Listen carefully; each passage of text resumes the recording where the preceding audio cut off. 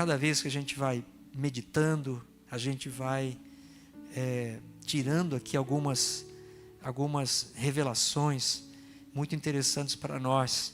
Eu coloquei o título dessa palavra, a importância da consciência na conversão do indivíduo. Olha só, a importância da consciência na conversão do indivíduo. Né? Agora, primeiro a gente tem que saber o que é consciência, né? O que é a consciência? Eu coloquei aqui uma definição assim, bem breve, né? Se você for pesquisar sobre isso, você vai encontrar artigos imensos, né? Mas de uma forma bem sucinta, bem resumida, eu quero então trazer para você, para nós, para que você possa ter um entendimento suficiente a respeito da consciência. Pode definir-se como, então a consciência pode definir-se como o conhecimento que o homem aqui o ser humano, né? O homem possui dos seus próprios pensamentos, sentimentos e atos, e atitudes ou comportamentos. Né? Vou repetir. Então, consciência pode definir-se como o conhecimento que o homem possui dos seus próprios pensamentos, sentimentos e atos. Diga assim: pensar, sentir, agir. Esse é o segredo da vida. Né? Eu penso, eu sinto e eu ajo. Bom, você vai encontrar N filósofos falando sobre isso, né? Sobre a questão da consciência.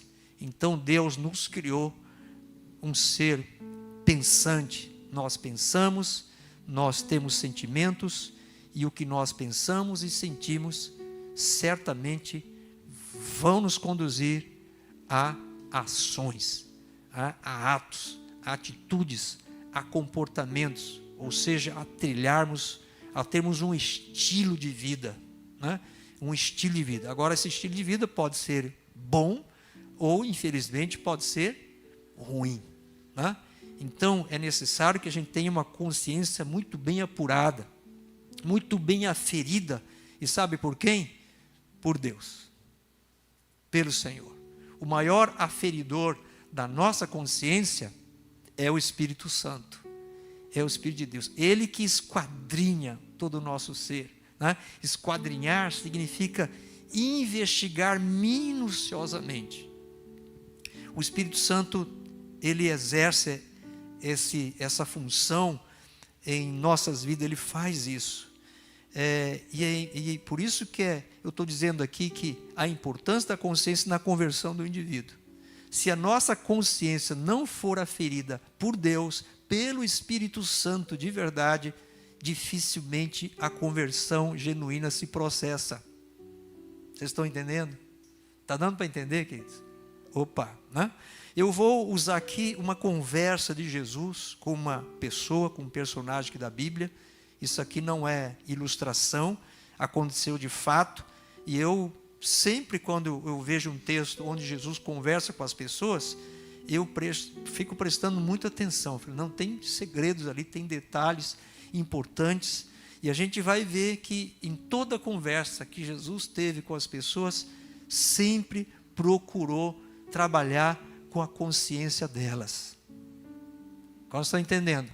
Assim, quando você senta e conversa com alguém, você vai conversar com sua esposa, você vai conversar com seu marido, essa conversa tem o propósito, o objetivo de tocar a nossa consciência, para que eu esteja muito bem consciente daquilo que está sendo tratado na nossa conversa, no nosso diálogo. Com os filhos, a mesma coisa, a mesma coisa. Então, Jesus sempre procurou fazer isso com as pessoas. Para quê? Para que a sua conversa não fosse em vão, né? Já viu você jogar a conversa fora? Já ouviu esse termo, né? Às vezes, infelizmente, jogamos conversa fora, porque a outra parte, às vezes, não está nem um pouquinho interessada naquilo que você tem para falar, tem para dizer, ou tratar numa conversa franca, numa conversa honesta, numa conversa amigável, numa conversa para que o relacionamento melhore, para que os relacionamentos se ajuste. para que haja talvez até consertos e alguns desvios comportamentais no relacionamento, mas numa boa conversa isso pode ser ajustado, né? Se trabalharmos a nossa consciência. Bom, esse texto é muito conhecido, está lá no Evangelho segundo João, no capítulo 4. João capítulo 4. É a conversa de Jesus com uma mulher. Uma mulher chamada mulher samaritana. Você vai lá, bispo, eu já conheço essa história. Sei de cor e salteado. Eu sei que você sabe. Eu sei que você sabe de cor e salteado. Tá? Mas eu quero saber se você entendeu tudo que Jesus quis dizer. Né?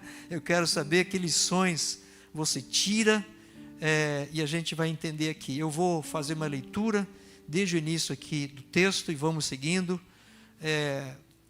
João capítulo 4, verso 1 em diante, diz assim: quando, pois, o Senhor veio a saber que os fariseus tinham ouvido dizer que ele, Jesus, fazia e batizava mais discípulos que João, se bem que Jesus mesmo não batizava, e sim os seus discípulos, então Jesus ele deixou a Judéia. Todos os movimentos de Jesus nunca andou sem propósito, né? Todo o movimento dele era muito bem pensado. Então, o que Jesus veio a saber? Que os fariseus tinham ouvido dizer que ele, Jesus, fazia e batizava mais discípulos que João. Isso trouxe um incômodo na vida dos fariseus. Falei, espera aí, João já tinha virado Israel do avesso. Aí falei, agora aparece Jesus fazendo mais discípulos que ele? E aquele então trouxe, e os próprios escribas e fariseus já viviam muito incomodados com João Batista, sim ou não? Você se lembra quando eles foram lá para se batizar, quando João estava batizando, lá no Jordão?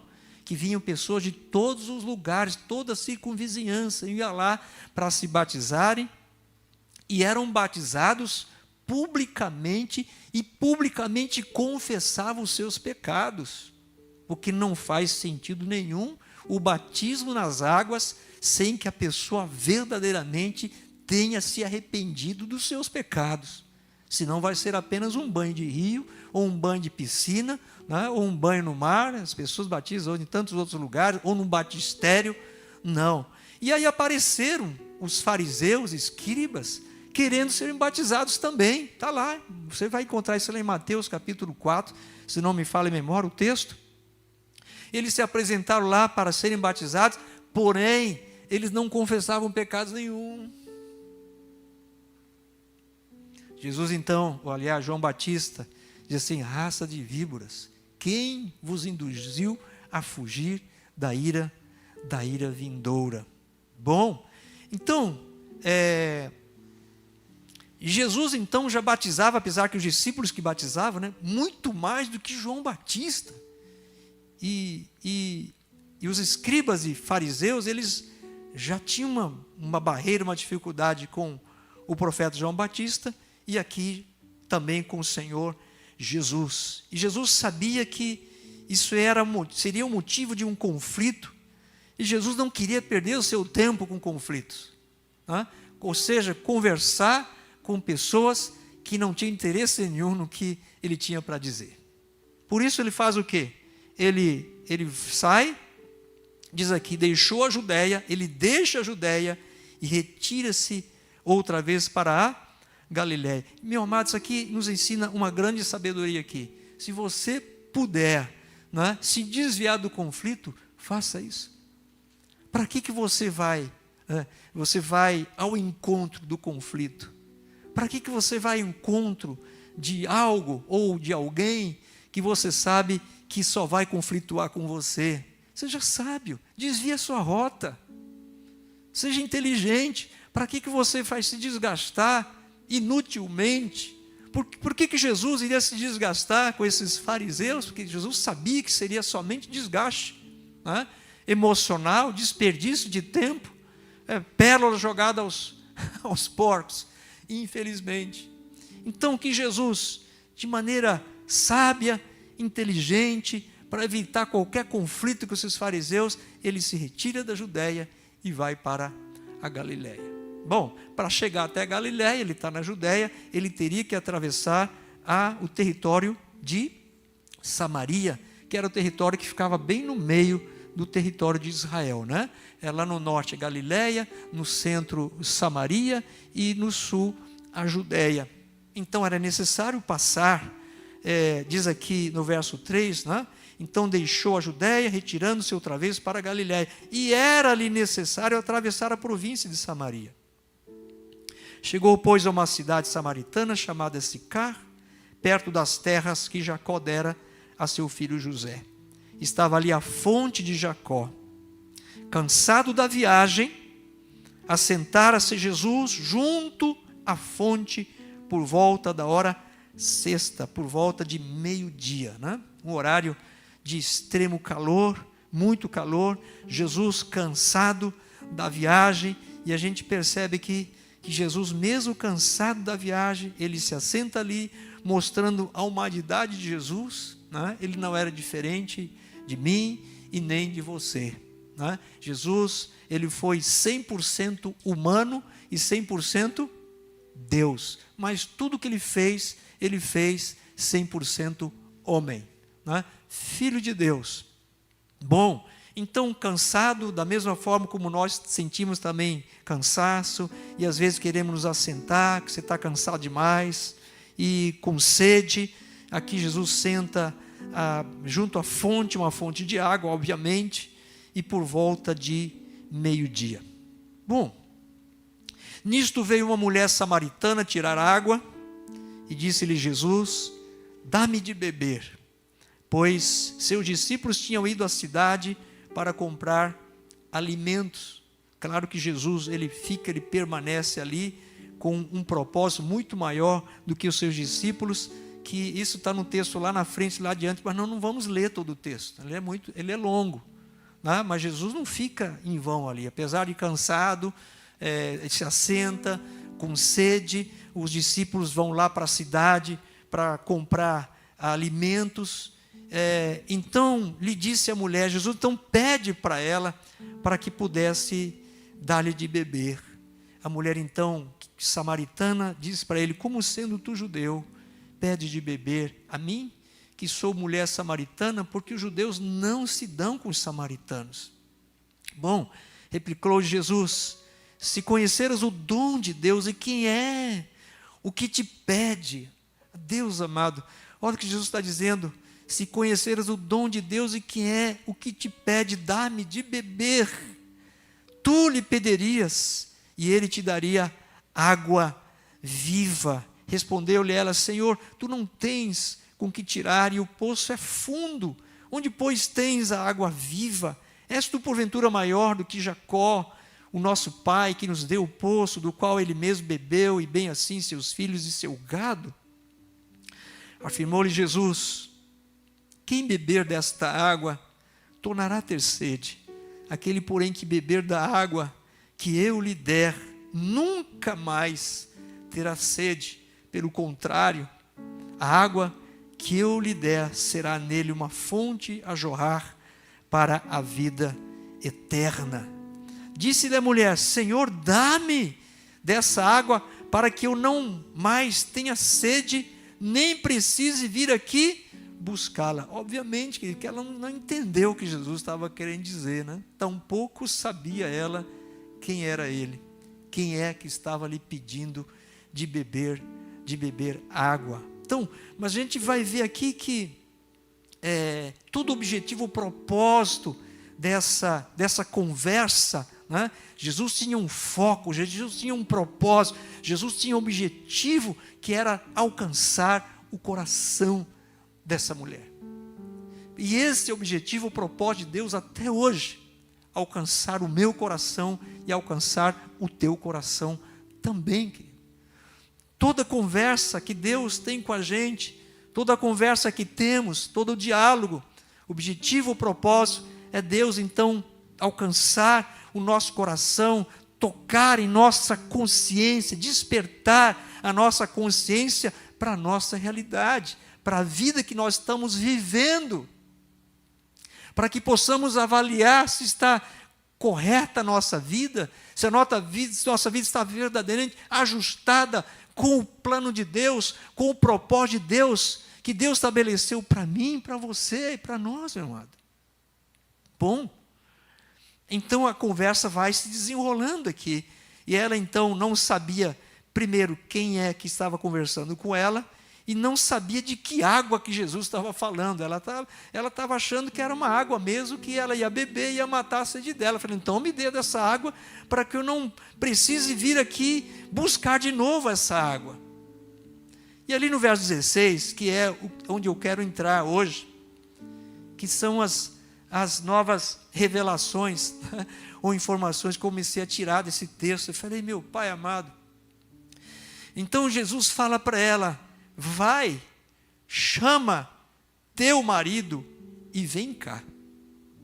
Bom, ao que lhe respondeu a mulher, não tenho marido. Replicou-lhe Jesus, bem disseste, não tenho marido, porque 5 maridos já tiveste, e esse que agora tens não é teu marido. Isto dissestes com verdade. Opa! Olha só, vamos aqui, parar um pouquinho aqui. A gente vai ver aqui que esta mulher, ela tinha consciência de tudo que ela tinha já vivido. Tá? Então Jesus fala a respeito da vida dela, Jesus conhecia tudo a respeito da vida dela, tá? E ela disse, eu não tenho marido. Jesus falou, é verdade que você não tem marido, mas Jesus fala muito mais, né? Porque já tiveste 5 maridos, e esse que agora tens não é teu marido. Isto dissestes com verdade. Então, aquela mulher, ela tinha consciência do que ela estava vivendo, do seu passado, do seu presente, o seu futuro, queridos. Estava ainda, obviamente, para acontecer. Mas o futuro dela iria depender da conversa que ela estava tendo com Jesus aqui. Interessante isso, né? Então, Jesus estava trabalhando com a consciência dela. Vocês estão entendendo isso? Jesus então começa a trabalhar com a consciência dela, mexendo com a consciência dela. E é isso que cada conversa precisa fazer conosco, com a gente. Seja uma conversa com Deus, seja Deus falando com a gente, você lendo as Escrituras, ela vai falar com você, falar com a tua consciência, ou com os nossos relacionamentos interpessoais também, para que, se houver necessidade de mudanças, de transformações, essas mudanças e transformações aconteçam por uma consciência transformada também. Bom, então,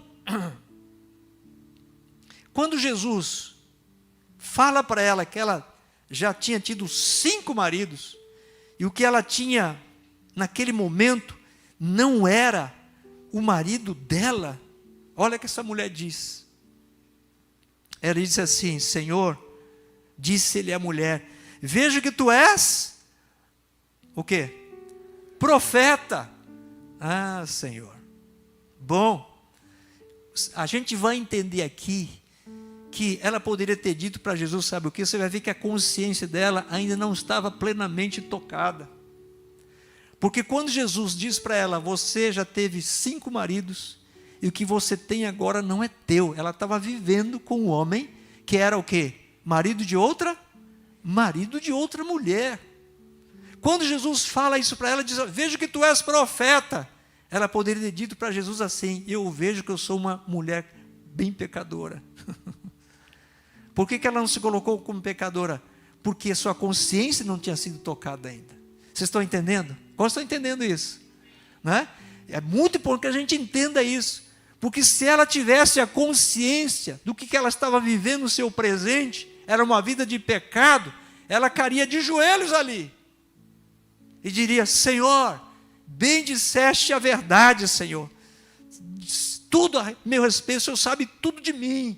E eu estou vivendo de uma forma errada, eu estou vivendo em pecado. Mas não foi isso que ela disse.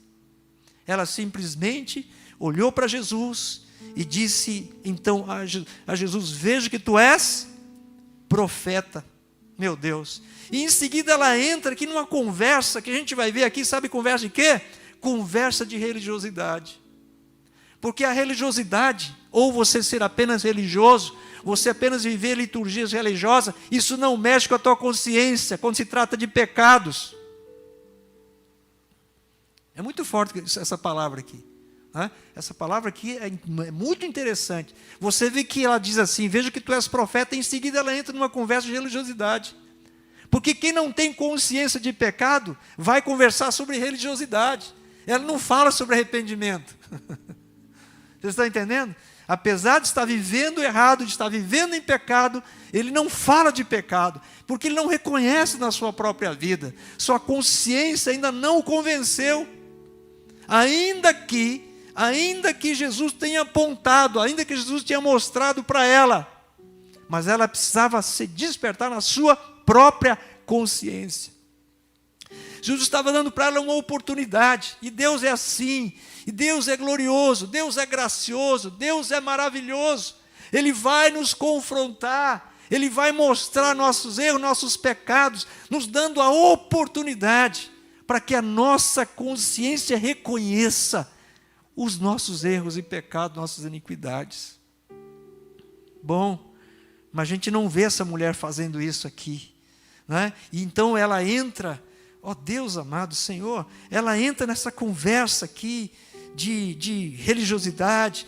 Diz assim: nossos pais adoravam neste monte. Vós, entretanto, vós quem? Judeus, né? Dizeis que em Jerusalém é o lugar onde se deve adorar. Disse-lhe Jesus: mulher, podes crer-me que a hora vem, quando nem neste monte, nem em Jerusalém adorareis o Pai. Vós adorais o que não conheceis, nós adoramos o que conhecemos, porque a salvação vem dos judeus. Mas vem a hora, e já chegou, que os verdadeiros adoradores adorarão o Pai em espírito e em verdade, porque são estes que o Pai procura para seus adoradores. Deus é espírito, e importa que os seus adoradores o adorem em espírito e em verdade. E olha aqui o verso 25. Olha o que essa mulher diz para Jesus. Eu sei, respondeu a mulher, que há de vir o Messias, chamado Cristo. Quando ele vier, nos anunciará todas as coisas. Preste atenção aqui. Como samaritana, ela diz: nossos pais adoravam neste monte. Que monte era esse aqui? Era o Monte Gerizim. Né? Haviam 2 montes lá naquela região. Um ficava de frente do outro. Né? O Monte Gerizim e o Monte Ebal. O Monte Gerizim era o monte das bênçãos, né? onde subiram lá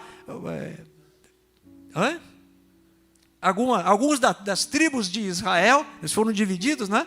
Alguns subiram lá e profetizaram bênçãos. Outros lá no Monte Ebal, que significa descoberto. Monte Ebal significa descoberto. Profetizaram o quê? Maldições. Eles, de forma inteligente, mesmo os samaritanos, mesmo sendo um povo misto, ou seja, um povo judeu misturado com gentio, que foi introduzido lá exatamente quando o povo depois voltou da Babilônia. Você vê com essas coisas, né? E aí então se desenvolveu um povo misto. Por isso que os judeus não aceitavam essa mistura de raça, vamos dizer assim. Por isso os samaritanos eram desprezados, porque era uma mistura de judeu com gentio. E os judeus, eles não aceitavam isso. Eles tinham que casar entre eles, né? Não podia casar com gentios e tudo mais. Bom, então voltando aqui, a mulher está dizendo para Jesus assim, sem saber quem ele era. Eu sei, respondeu a mulher, que há de vir o Messias chamado Cristo. Eu falei: meu Deus amado, esta mulher que já tinha tido 5 maridos, né? 5 maridos, e o que ela tinha agora, vivendo com ele, não era o marido dela. Então essa mulher, ela tinha uma vivência religiosa, né? Adoração no Monte Gerizim. Ela diz aqui, eu sei que há de vir o Cristo, ela tinha fé. Ou seja, que o Messias viria, o Messias chamado Cristo. Mas toda essa fé que ela tinha, presta atenção, gente, toda essa fé que ela tinha, né? Não mexia com a sua consciência em se tratando de pecado. E que fé é essa que a gente tem, que não trata do pecado da gente? Que fé é essa?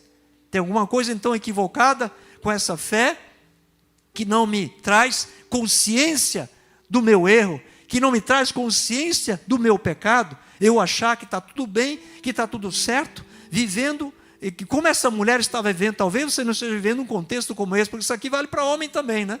Aqui era uma mulher, mas tem homem também que infelizmente vive com a mulher que não é dele. E aí? Como é que fica? Eu já teve 4, já teve 5. Então, é um contexto que cabe também ao homem. Então, eu pergunto assim, meu Deus, o que adianta, Deus, viver um contexto religioso, adorar no monte tal, né? Eu sei que o Messias virá, o chamado Cristo, eu sei, ele já veio, né? Tem muitos que já creem nisso, sabem disso, creem nisso, sabem que Jesus até vai voltar, né? Mas a sua vida, querido, mas essa fé não mexe com a sua consciência, é muito estranho. Eu estou fazendo um esforço aqui para me fazer entender, querido, porque isso aqui é muito forte. E eu não quero que a gente caia nessa armadilha, né? Que a gente não tenha uma consciência, querido, e que a gente vivendo errado, vivendo em pecado, como esta mulher está vivendo em pecado, e a sua consciência não ser despertada para o contexto de vida que ela estava vivendo. Bom, então ela entra nessa conversa tudo de religiosidade com Jesus, e Jesus vai ali com muita graça, com muita sabedoria. Ela diz assim, então eu sei, respondeu a mulher, que há de vir o Messias chamado Cristo. Eu falei, Deus amado, essa mulher tinha fé. Ela sabia que o Messias viria, o chamado Cristo, o ungido de Deus, o Senhor, o Salvador. Estava falando com ela ali. Jesus então, e ela diz mais ainda, quando Ele vier, nos anunciará todas as coisas. Disse-lhe Jesus, eu o sou, eu que falo contigo. Falei, meu Pai amado. Bom, verso 27, neste ponto, chegaram os seus discípulos e se admiraram de que estivesse falando com uma mulher. Todavia, nenhum lhe disse, que perguntas? Ou, por que falas com ela?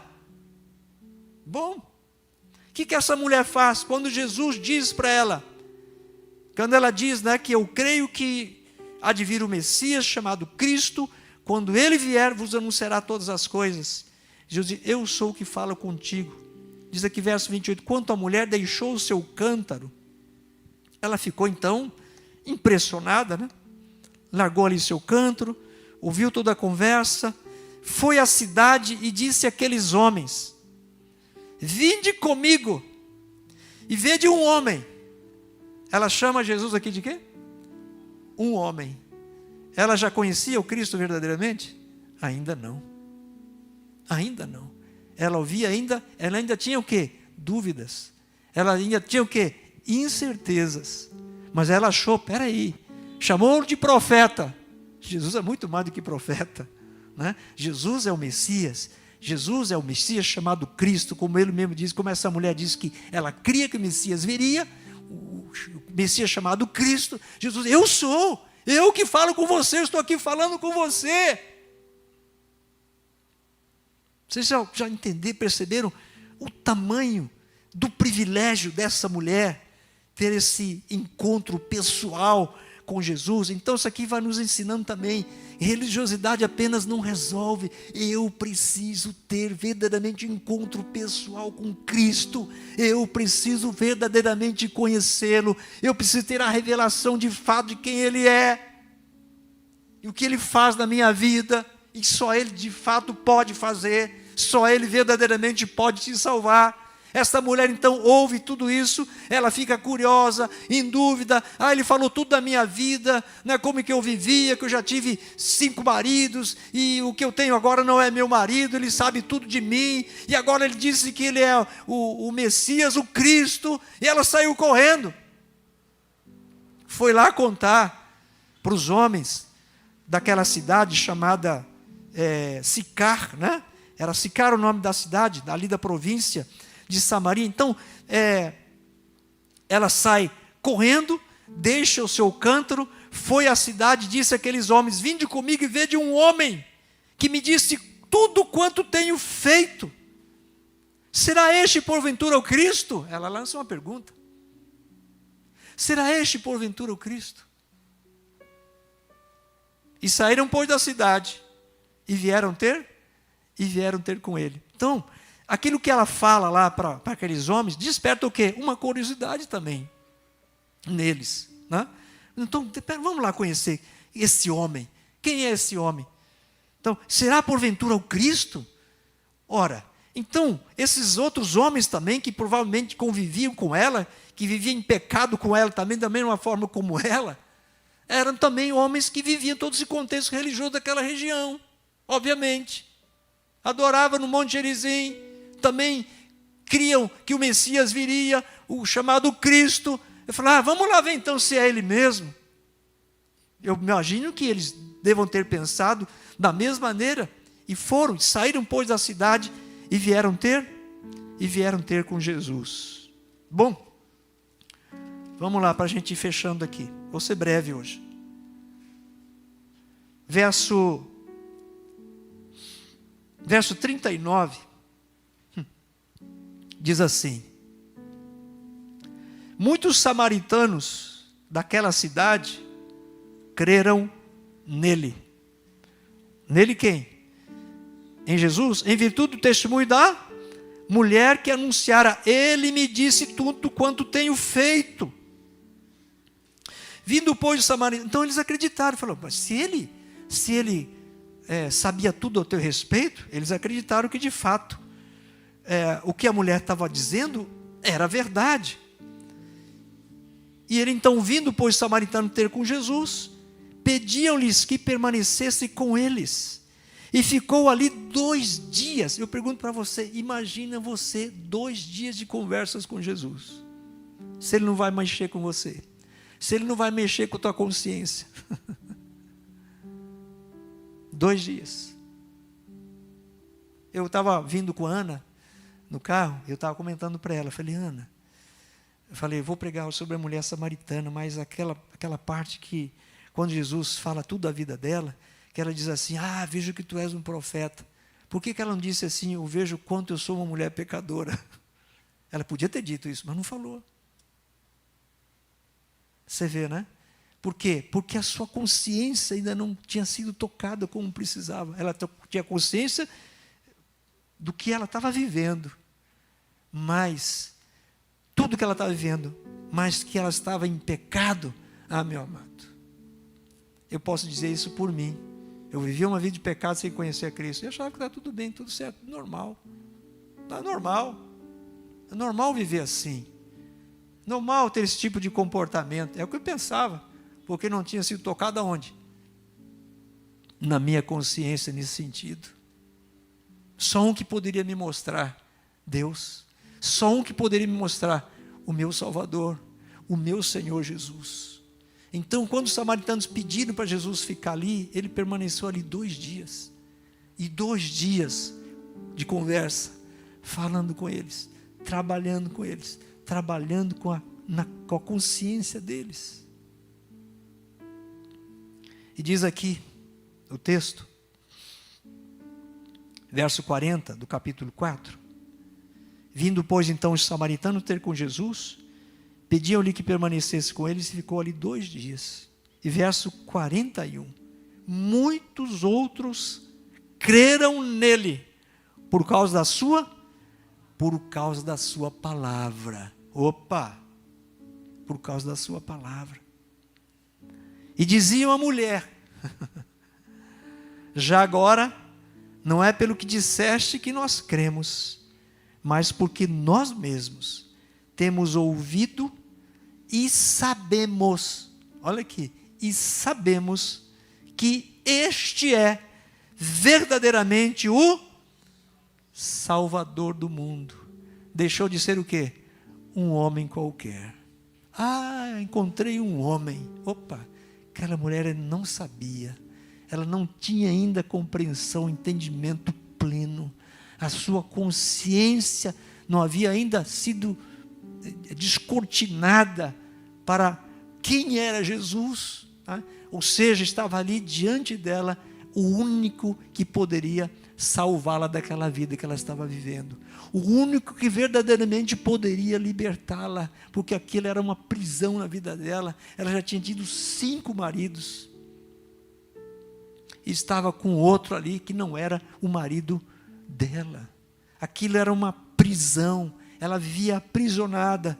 E somente Cristo que poderia realmente salvá-la de todo aquele contexto. Então aqui eu amei o final desse acontecimento, né? Que lá começou como, vejo que és profeta, depois ela diz, encontrei um homem, será porventura esse o Cristo? Dúvida, incerteza, mas depois de 2 dias, como é que eles passaram a conhecer a Cristo?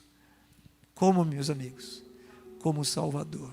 Eu falei para a Ana, quando estava vindo para cá, falei, Ana, eu levei 2 meses, 2 meses, 2 meses, quando eu comecei a ir nos cultos, eu ouvia a palavra, e falava ali comigo, e eu ficava ali, tal, e analisando, aquilo ia mexendo comigo, mas até o ponto de tocar minha consciência, e eu reconhecer que eu estava perdido, né? Que eu estava vivendo em pecado, que eu estava totalmente afastado de Deus, meu amado, eu levei 2 meses para isso, até reconhecer que eu era perdido, que a vida que eu estava levando era uma vida de pecado, e que só havia um que poderia verdadeiramente me salvar, que era o Senhor Jesus, aqui o Salvador do mundo. Então olha como é que as pessoas, né, têm uma vida, uma visão distorcida, como essa mulher tinha. Ah, vejo que tu és profeta. Mas em nenhum momento ela disse o quê? Eu vejo que eu sou uma grande pecadora. Porque ela estava acostumada a viver apenas um contexto de religiosidade. Né? E aí é que mora o perigo, querido. Bom, mas esses homens dizem que já agora não é pelo que disseste que nós cremos, mas porque nós mesmos temos ouvido e sabemos que este é verdadeiramente o Salvador do mundo. Se eles reconheceram que Jesus era o Salvador do mundo, é porque eles se sentiram o quê, primeiramente? O quê, gente? Diga assim, perdidos. Diga perdidos. Perdidos. E Jesus veio para os perdidos. Né? Você lembra a canção que nós cantamos aqui sobre o amor?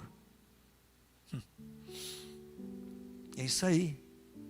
Então, Jesus veio para os perdidos. Jesus veio para mim, que eu me achava também perdido, quando minha consciência foi descortinada dentro do meu coração, dentro de mim. Eu acredito que com você, com a sua vida também. Amém? Quantos podem dizer graças a Deus? Quantos podem dizer graças a Deus? Amém? Então, Jesus verdadeiramente, Ele é o Salvador do mundo. Bom, claro que essa mulher aqui foi a ovelha guia, vamos dizer assim, né? Foi através dela que muitos aqui dessa cidade tiveram esse encontro pessoal com Cristo, com o Senhor, com o Salvador. A visão deles foi corrigida, né?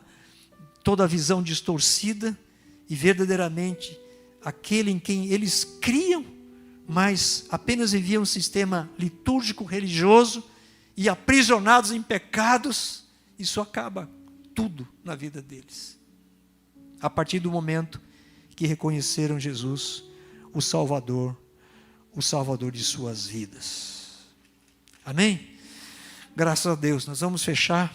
Feche a sua Bíblia. Vamos orar, vamos falar com Deus, vamos agradecer a Ele por esse momento tão gracioso, tão especial, em nome do Senhor Jesus. Por isso que a consciência, essa definição que eu trouxe aqui para nós, bem breve, né?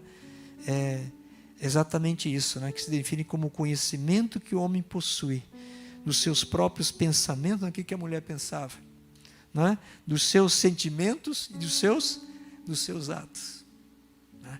Então, a consciência é a essência do ser humano e fonte de conhecimento e verdade. A verdade foi colocada diante daquela mulher. Né?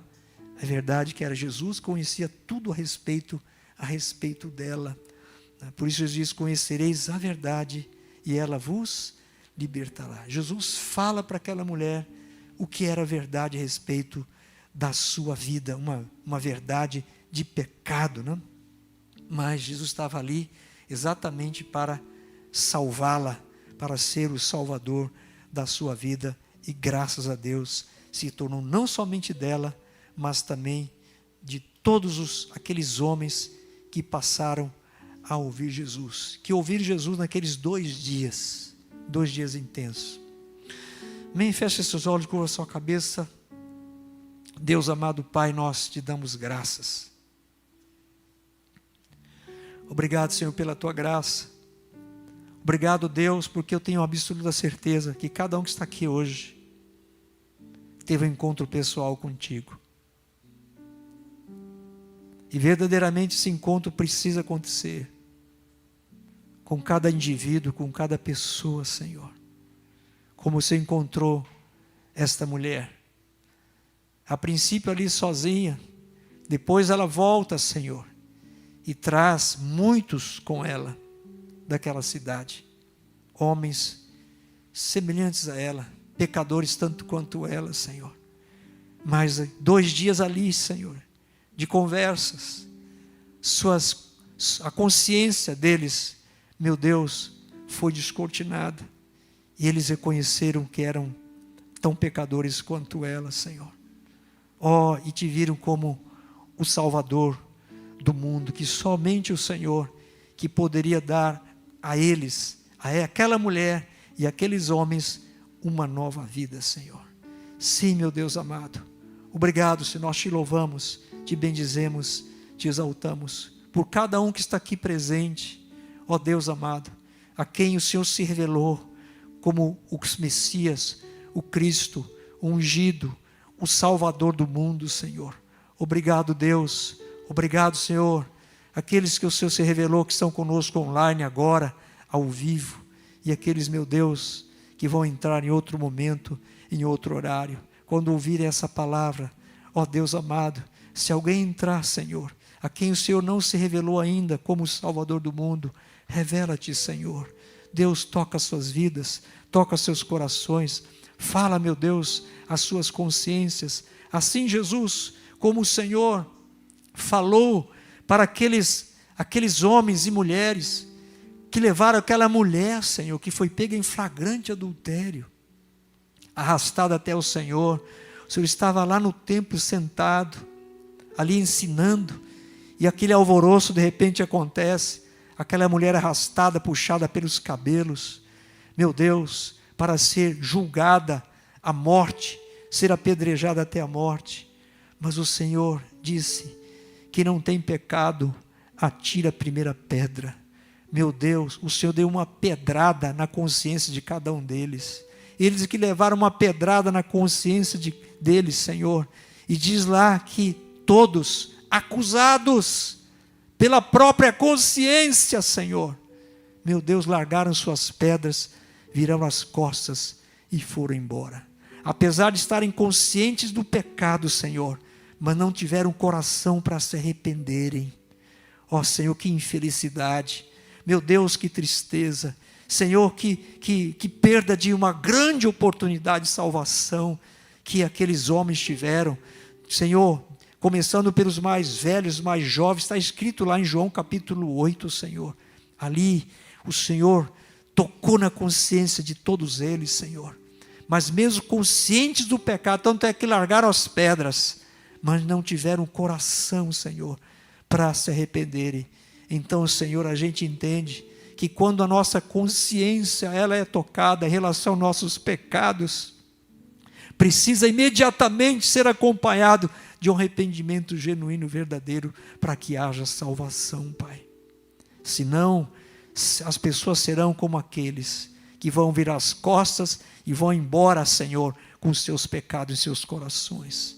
Nós não queremos isso, Pai. No nome santo do Senhor Jesus, se porventura alguém está ouvindo esta palavra, Senhor, está sendo tocado na sua consciência, Senhor, Deus amado, ó Senhor, mas se somente largar a pedra, virar as costas e ir embora com o seu pecado, meu Deus, essa pessoa vai estar perdida. Mas, Senhor, que aproveite a oportunidade que o Senhor está dando, ó Deus, e que consciente do Senhor é seu pecado, imediatamente, Senhor, reconheça, se arrependa e renuncie a esse pecado, Senhor, para que seja salvo. Como o Senhor perguntou para aquela mulher: mulher, onde estão teus acusadores?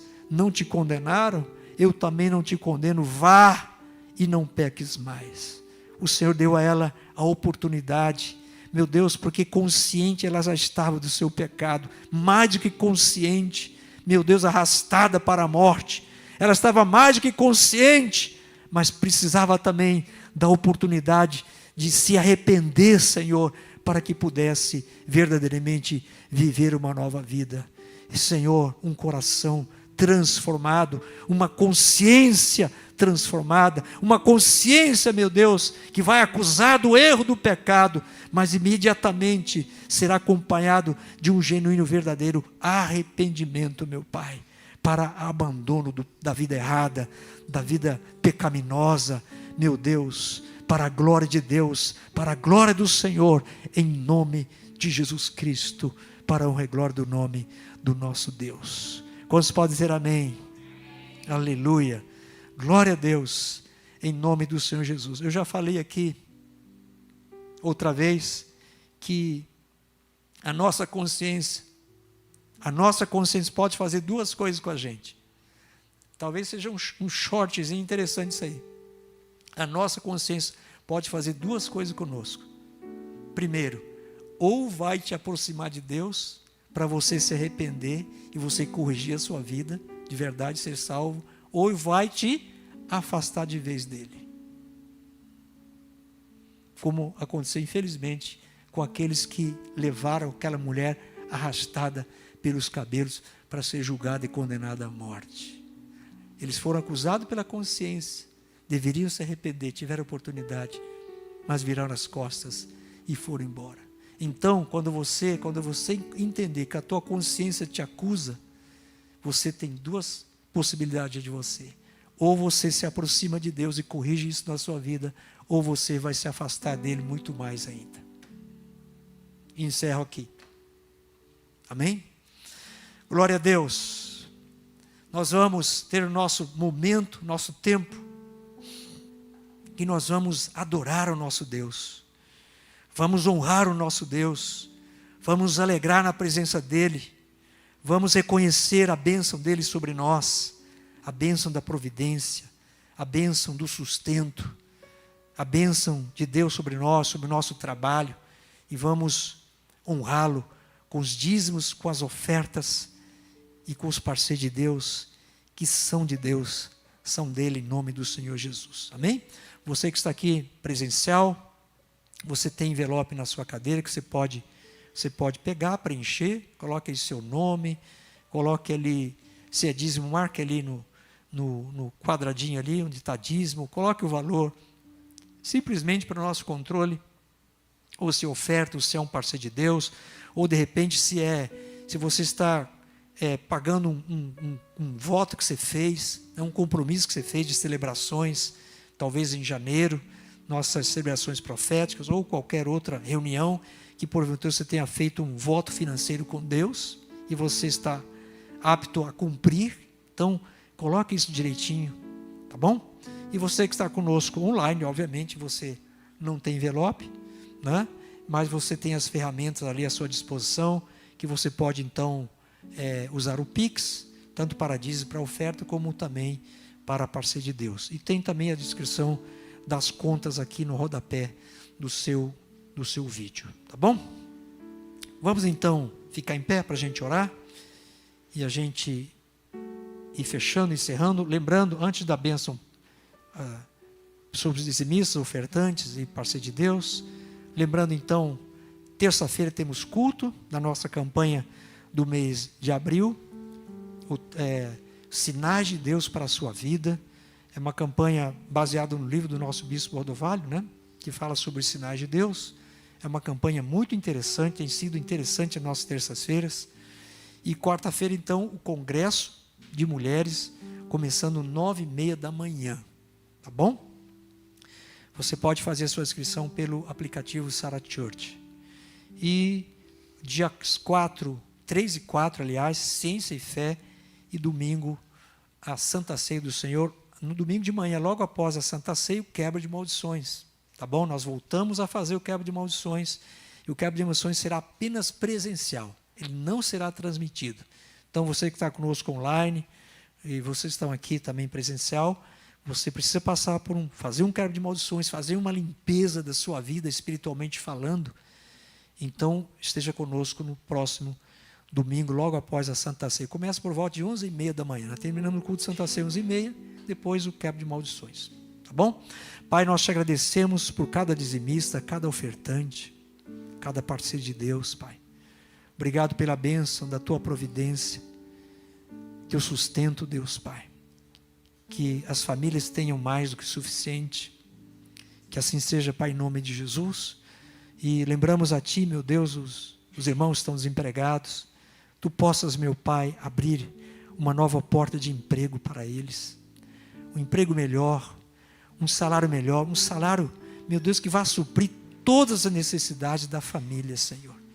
Deus, tira qualquer dependência financeira que porventura, Senhor, haja, que alguém talvez esteja vivendo de alguma dependência financeira, meu Deus, Pai, e que saia, não por orgulho, não, Deus amado, não, Senhor, não seja esse o sentimento, mas pela alegria, o prazer, meu Deus, de cada um ter o seu sustento através do seu trabalho e suprir todas as necessidades da sua casa, do seu lar, da sua família. É bem verdade, Pai, que às vezes passamos por tempos difíceis, ó Deus amado, onde os irmãos, movidos por amor e compaixão, graça, meu Deus, ajudam, cooperam, ajudam aqueles irmãos que estão em situações desfavoráveis. E não há vergonha nenhuma nisso, Deus amado, isso é expressão do amor. Ó Pai, em nome de... Quero que ninguém se sinta orgulhoso de não querer, de não aceitar. Ó Deus amado Pai, e que alguém que faça, não faça também para diminuir o outro. Não, Senhor, mas tudo seja movido pelo amor, para a honra e glória do nome do nosso Deus, em nome de Jesus. Então que cada dizimista, cada ofertante, cada parceiro de Deus seja abençoado pelo Senhor. Deus, esse irmão, essa irmã estão desempregados. Meu Deus, que essas portas se abram para eles, para que em breve possam estar aqui também honrando o Senhor, Pai, em nome de Jesus. Amém, amém e amém. O Senhor te abençoe e te guarde. O Senhor faça resplandecer o seu rosto sobre ti, tenha misericórdia de ti. O Senhor sobre ti levante o seu rosto e te dê a paz. A graça do Senhor Jesus Cristo, o amor de Deus, o Pai e a comunhão do Espírito Santo seja com todos vós. Vamos dizer amém? Amém, meus amados. Então, até terça-feira.